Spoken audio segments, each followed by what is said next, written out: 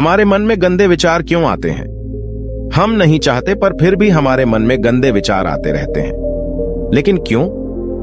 मन ही हमारा सबसे बड़ा दोस्त और मन ही हमारा सबसे बड़ा शत्रु है। जब हम अपने मन के हिसाब से चलते हैं तो मन हमें भटका देता है, और जब हम मन को संतुलित कर लेते हैं तो हम अपनी जिंदगी में सब कुछ पा लेते हैं। हम अपने मन में आने वाले गंदे विचारों को रोकने की कोशिश करते हैं, पर जितना हम रोकते हैं उतने ये विचार हमारे अंदर प्रवेश करते जाते हैं।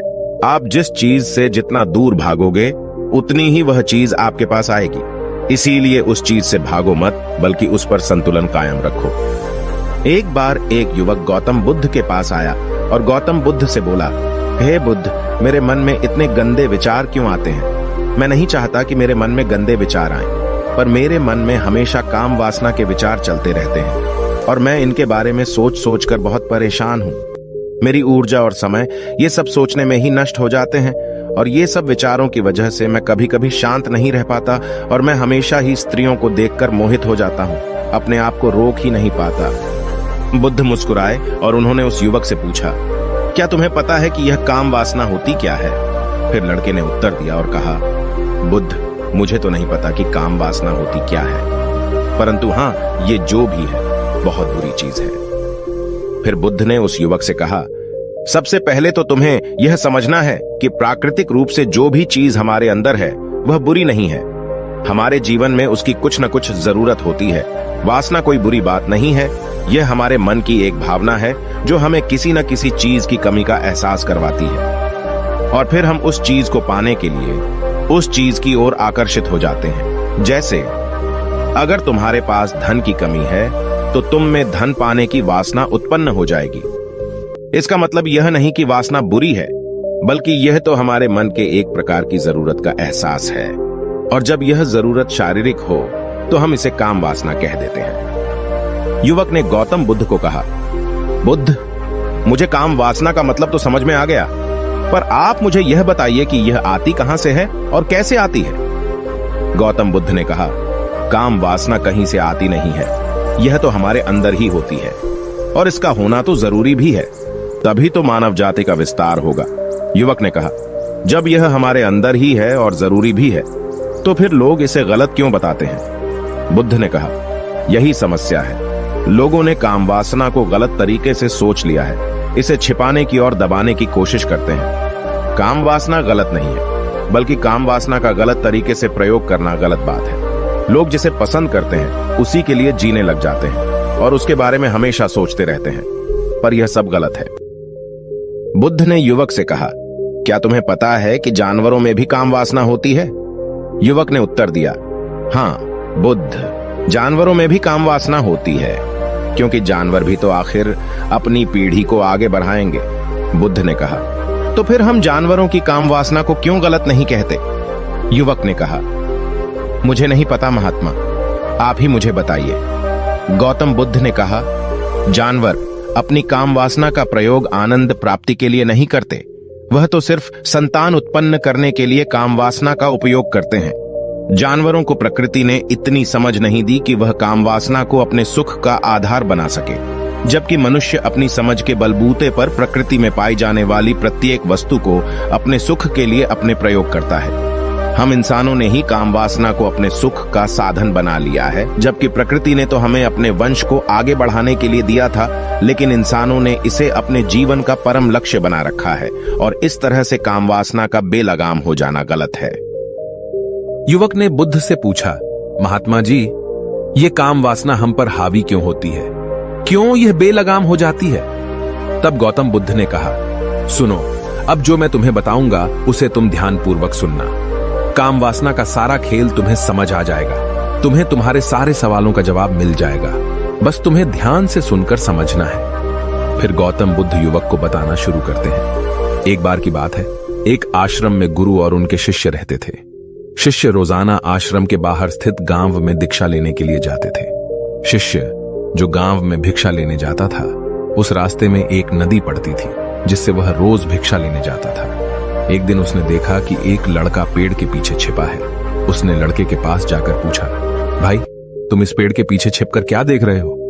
लड़के ने कहा, अरे तुझे नहीं दिख रहा क्या कि मैं क्या देख रहा हूं? तब शिष्य ने नदी की तरफ देखा तो वहां पर कुछ लड़कियां पानी भर रही थी। लड़कियां 14-15 साल की होंगी। तब शिष्य ने लड़के से कहा, अरे भाई, वहां पर तो लड़कियां पानी भर रही हैं, इसमें छिपकर देखने वाली क्या बात है?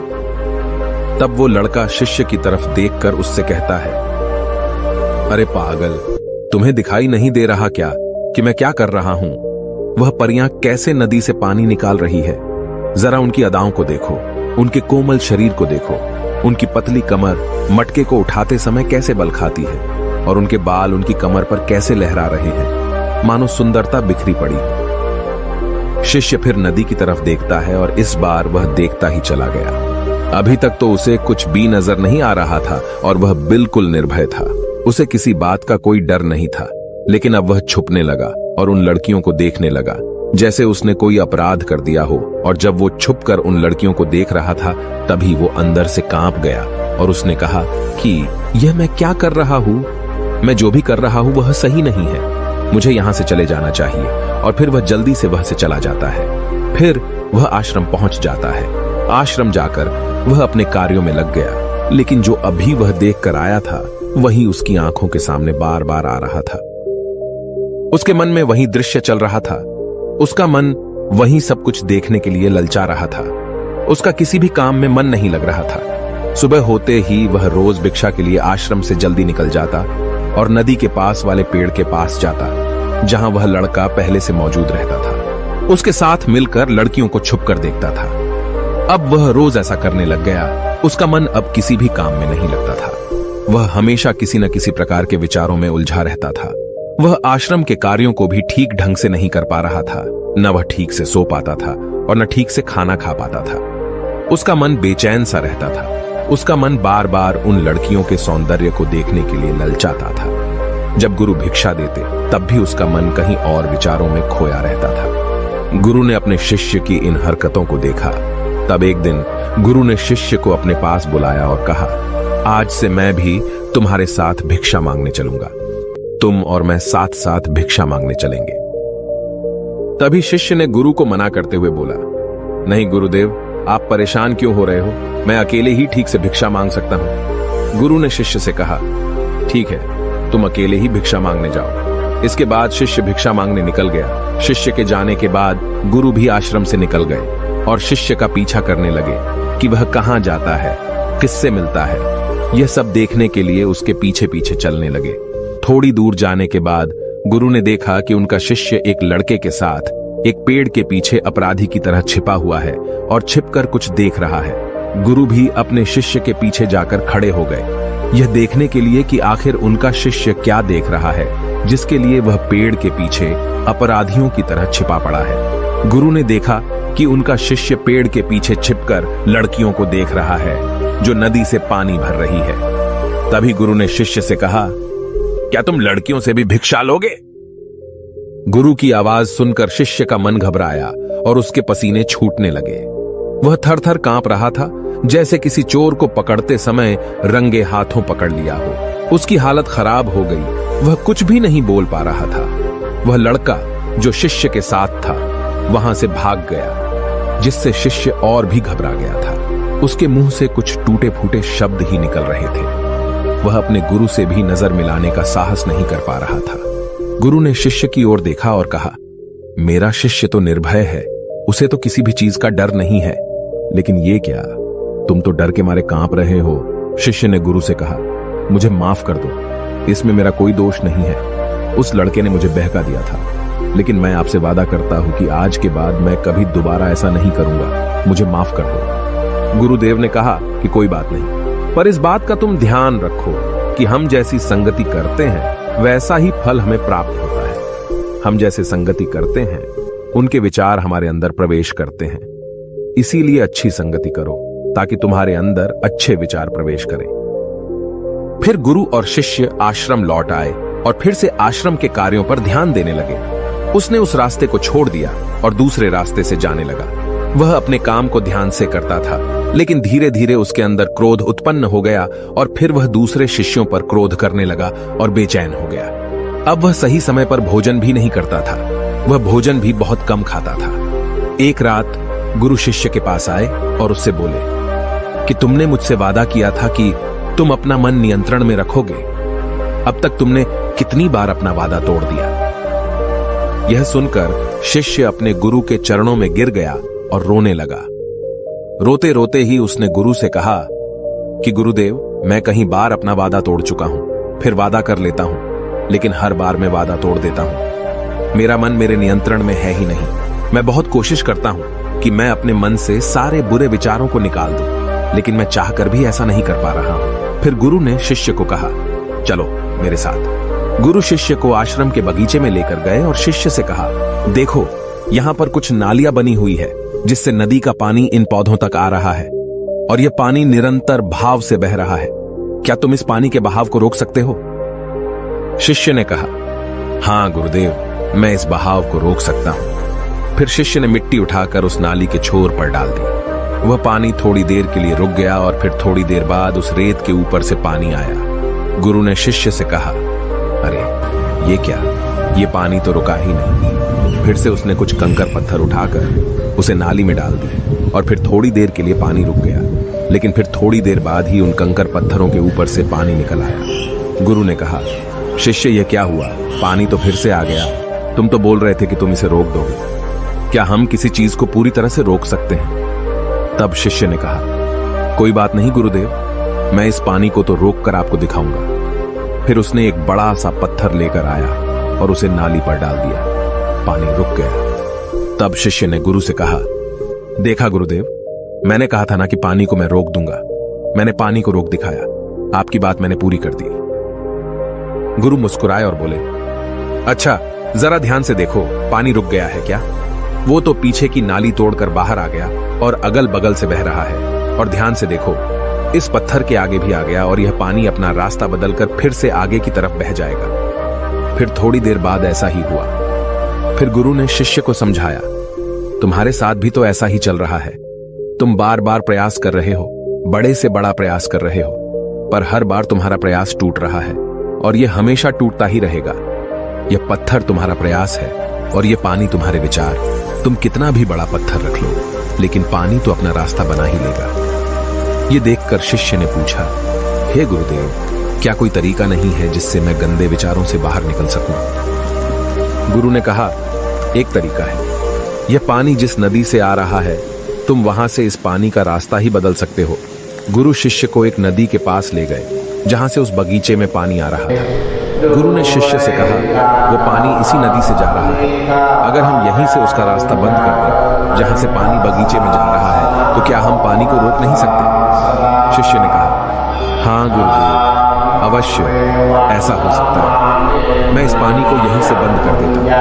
तब आगे की नाली में पानी जाएगा ही नहीं और फिर बगीचे में पानी ही नहीं जाएगा। फिर गुरु ने कहा, शिष्य, अगर पानी बगीचे में नहीं जाएगा तो पेड़ पौधों को पानी कहां से मिलेगा?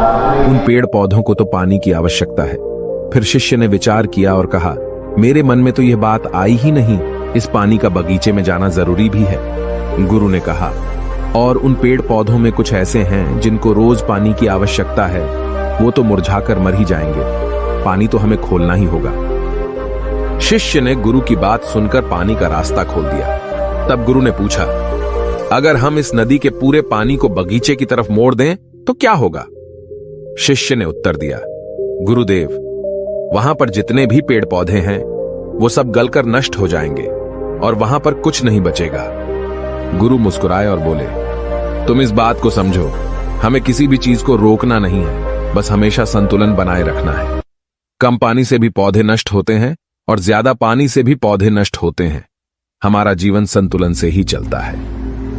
गुरु ने शिष्य से कहा, अगर मैं तुम्हें कुछ कहूं कि तुम आम के बारे में मत सोचो, तो तुम्हारे मन में सबसे पहले किसका चित्र आएगा? शिष्य ने बोला, गुरुदेव, मेरे मन में तो पहला चित्र आम का ही आएगा।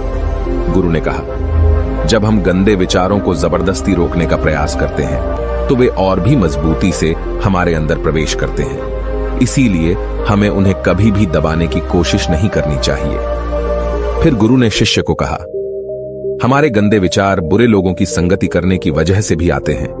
कभी कभी कामुकता हमारे अंदर होती नहीं है, लेकिन कुछ अश्लील लोगों के साथ रहने की वजह से ये हमारे अंदर हावी हो जाती है। फिर शिष्य ने कहा, गुरुदेव, आप सही कह रहे हैं, मैं अपने मार्ग से भटक गया था। फिर वह शिष्य उस रात बहुत ही चैन की नींद सोया।